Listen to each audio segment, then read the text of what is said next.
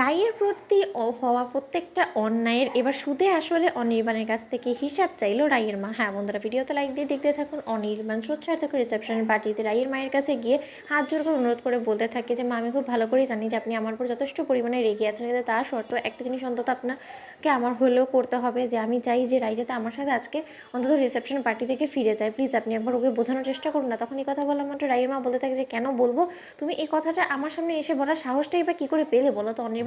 তুমি যতবার এই মিথ্যে প্রতিশ্রুতিগুলো দিয়ে দিয়ে আমার মেয়েকেও বাড়িতে নিয়ে গিয়েছো, ততবারই তুমি আমার মেয়েকে ভুল প্রমাণ করেছো। আমি বারবার করে আমার মেয়েকে তোমার কাছে যাওয়ার জন্য অনুরোধ করে গিয়েছি, আর বারবার করে আমার মেয়ের চোখে জল নিয়ে যখন আমার চৌকাঠে এসে দাঁড়িয়েছে তখন ওর দুঃখ যন্ত্রণা কষ্টগুলো আমি দেখেছি।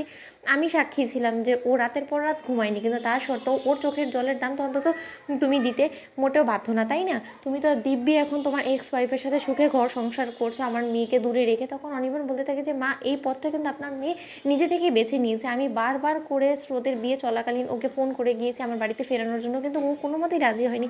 তাহলে এখানে আমার অন্যায়টা কোথায় বলুন তো? তখন রায়ের মা বলতে থাকে যে বাবা বাবা অনির্বাণ, তুমি কি সহজেই তোমার নিজের সকল দোষের দায়গুলো এড়িয়ে গেলে, তাই না? কিন্তু একবারও তুমি ভেবে দেখেছিলে যে একই সংসারে একটা মেয়ে কিনা যখন দেখে যে ওর স্বামীর ওপরে দ্বিতীয় কোনো মহিলা অধিকার ফলাচ্ছে, তখন সেই মেয়েটা দিনের পর দিন এগুলো কী করে সহ্য করে? তখন অনির্বাণ বলতে থাকে যে এই মহিলাটাকে তো আপনার মেয়েই আশ্রয় দিয়েছে, আমি বারবার বারণ করার শর্তে।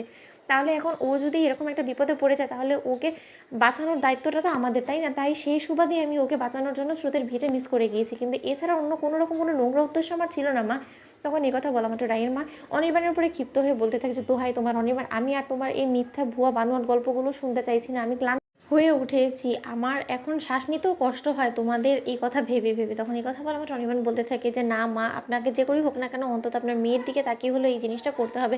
ওদেরকে এই কথা বলা মাত্র রায়ের মা এক পর্যায়ে ক্ষিপ্ত হয়ে অনির্বাণকে সপাটে চড় মেরে বলতে থাকে যে আজকে এই চড়টা অনেক আগেই আমার মারার উচিত ছিল তোমাকে, তাহলে হয়তো বা তোমাকে আমি চোখে আঙুল দিয়ে বুঝিয়ে দিতে পারতাম যে একটা মেয়ের সাথে যখন কিনা দিনের পর দিন রাতের পর রাত এরকম তুমি অন্যায় অবিচার করে যাও না, তখন তার মায়ের উপর দিয়ে কতটা ঝড় বয়েছে। কিন্তু তা সত্ত্বেও আমি এতদিন চুপ ছিলাম, ধৈর্য ধরে বসেছিলাম যে হয়তো বা কোনো একদিন আমার মেয়ের দিন ফিরবে, কিন্তু না, এখন তো দেখছি যে না, যতই দিন গড়াচ্ছে ততই আমার মেয়ে উল্টো আরও বেশি দুঃখ যন্ত্রণার মধ্যে নিজেকে ঠেলে দিচ্ছে। তাই আজকে এই চটটা তোমাকে মেরে আমি বুঝিয়ে দিলাম যে এরপর থেকে আমার মেয়ের উপরে কোনো রকম কোনো যদি মানসিক নির্যাতন করার তুমি চেষ্টা করো, তাহলে তার মা কিন্তু তোমার বিরুদ্ধে রুখে দাঁড়াবে। তাই একটা কথা তুমি ভালো ভালো মাথায় ঢুকিয়ে রাখো যে যতদিন পর্যন্ত না কোয়েল ও বাড়ি থেকে তার আনছো তুমি কোয়েলকে, ততদিন পর্যন্ত আমার মেয়ে ও বাড়ির ত্রিসীমানাও যাবে না। এতটুকু অন্তত আমি তোমাকে গ্যারেন্টি দিয়ে বলতে পারি। ওদিকে রায়ের বৌমনি বলতে থাকে যে মা, আপনি এটা কি করলেন? ও এবাড়ির জামাই, আপনি এতটুকু অন্তত কদর করে তো ওর গায়ে হাতটা না তুললেও পারতেন। তো বন্ধুরা, ভিডিওটি ভালো লেগে থাকলে লাইক শেয়ার সাবস্ক্রাইব করতে ভুলো না।